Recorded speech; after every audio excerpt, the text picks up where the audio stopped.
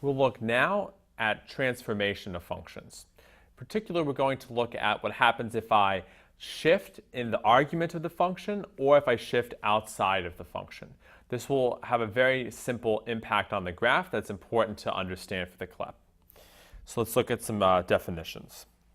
So if I have a function f of x and I put a plus a into the argument here, what this does is very predictable.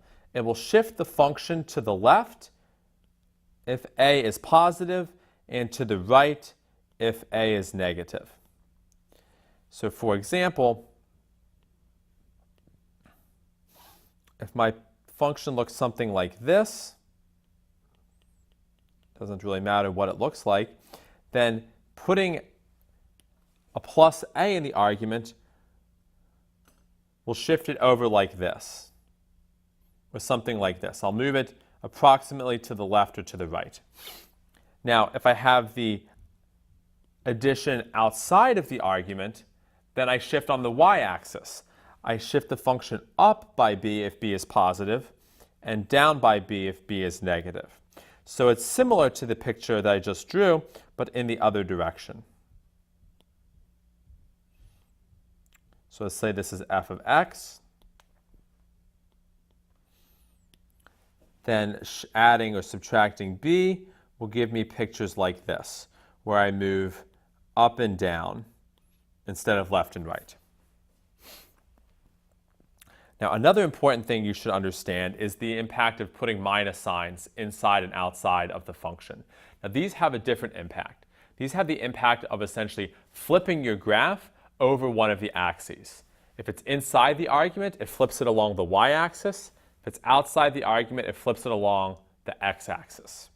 So just to iterate, if I replace x with minus x here, it reflects you over the y-axis, and if the minus sign is outside, it flips you over the x-axis. So let's look at some examples that illustrate this.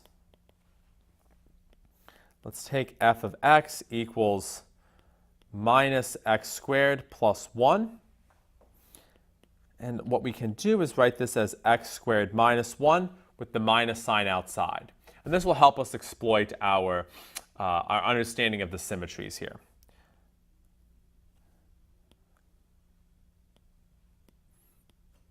So first, I'll draw a picture of x squared minus 1.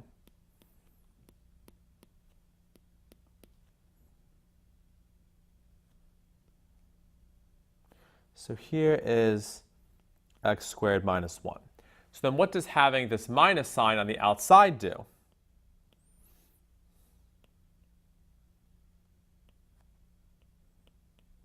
Well, it flips me over the x-axis.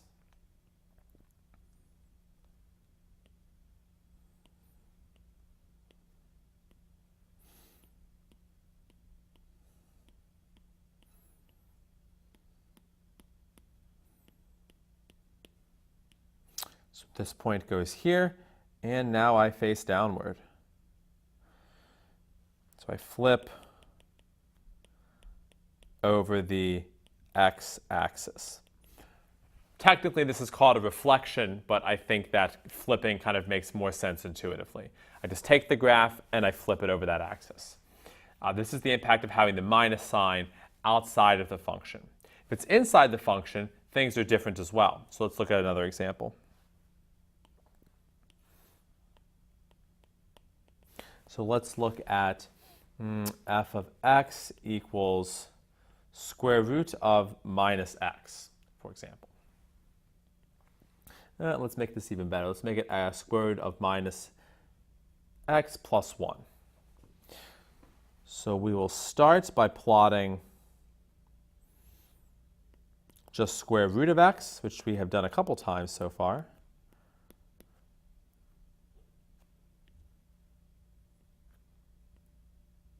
So here's this. So this is f of x equals square root of x. And then I'm applying two transformations to this. I'm putting a minus sign under the square root and also adding 1. So first let's deal with the minus sign under the square root.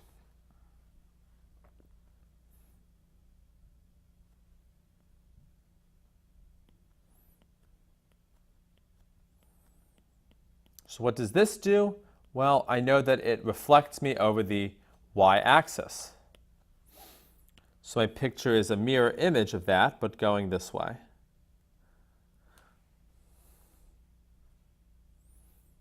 And this is f of x equals square root of minus x. So let's think to ourselves, does this seem reasonable? Now this function is defined for negative numbers. But that's okay now, because I have a negative under the square root, which will switch those negatives to positive, so I can take the square root of them. And then the last thing we have to do is account for the fact that I'm shifting up by 1.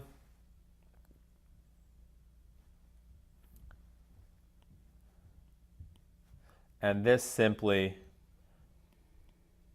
pushes me up the y-axis by 1.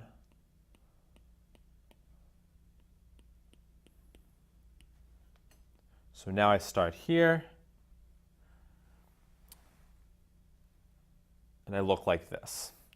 So this is finally f of x equals square root of minus x plus 1. So here I had to, 1, flip over the y-axis, and 2, translate up by 1. So I think it's very helpful to understand how these transformations apply to functions. Not only will they be tested explicitly on the CLEP, they make plotting things much simpler. I think it's far easier to plot the square root of minus x plus 1 this way than it is to pick many different values. That takes a very long time, and it's still possible to fit the wrong curve through those points. So understanding how these translations and transformations affect the functions plot is really a very valuable skill for this exam.